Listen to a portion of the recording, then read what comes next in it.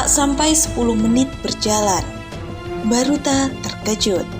Dia melihat sekelilingnya ke arah belakang, kanan, kiri, dan depan. Memastikan yang dia lihat adalah kenyataan dan bukan mimpi.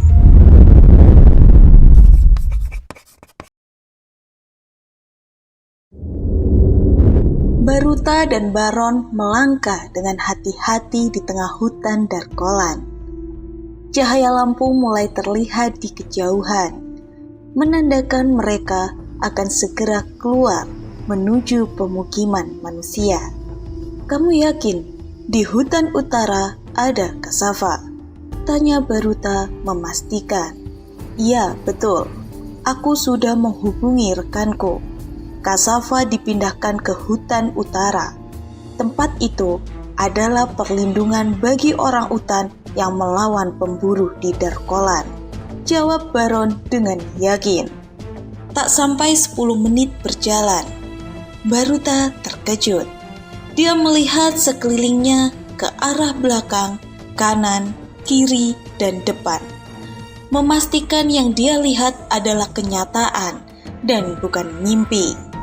Baron terus berjalan, namun menyadari Baruta tertinggal, dia pun menoleh ke belakang sambil menghela nafas panjang. Dia mendekati Baruta yang masih kebingungan. "Apa yang kamu lakukan?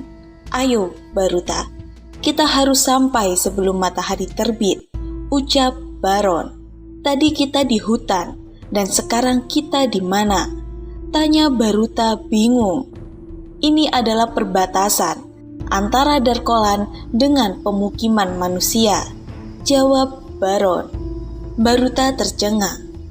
Ini pertama kalinya dia melihat bagian lain dari kerajaan distopia. Lebih heran lagi, dia bertanya-tanya kemana perginya hasil panen apel yang disetorkan oleh orang utan.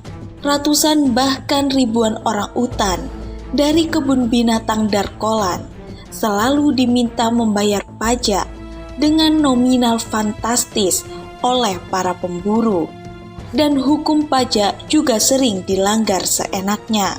Mustahil jika hasil panen mereka tidak bisa mencukupi kebutuhan di luar Darkolan.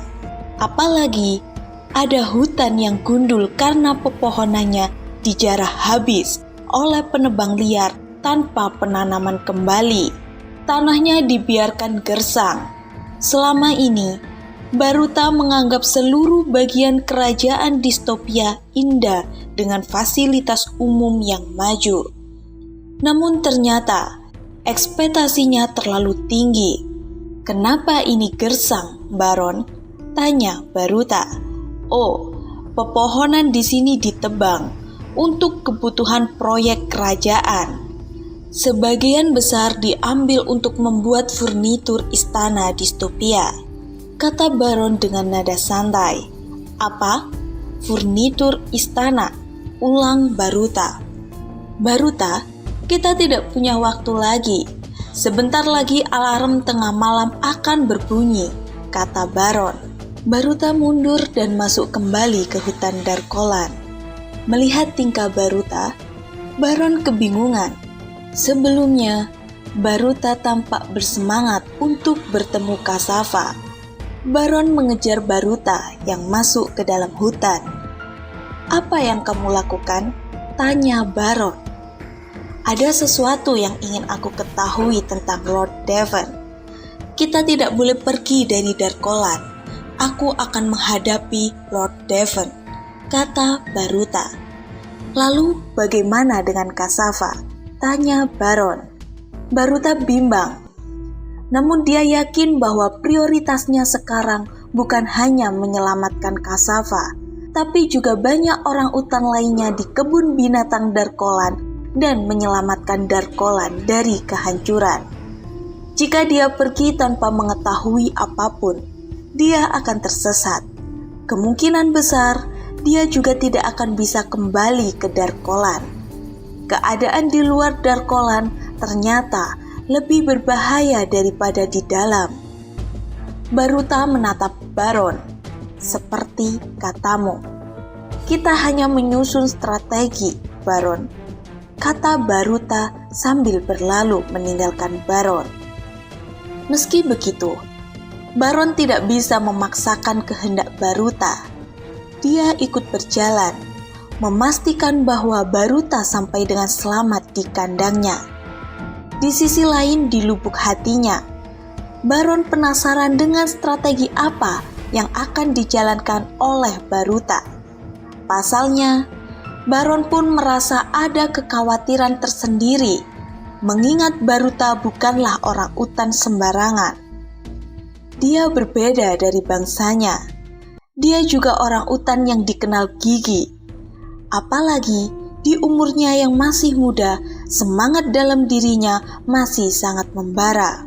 Baron terus menatap Baruta yang terus melangkah menyusuri gelapnya hutan perbatasan Darkolan. Baruta terlihat melihat melangkah tanpa ragu, bahkan tidak menoleh ke belakang sedikit pun.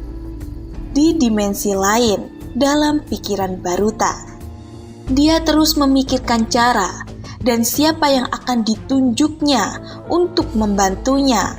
Sebenarnya, Baruta masih belum percaya 100% pada Baron. Namun, Baruta tidak punya pilihan lain. Bangsa manusia yang ada di sisinya sekarang dan satu-satunya adalah Baron.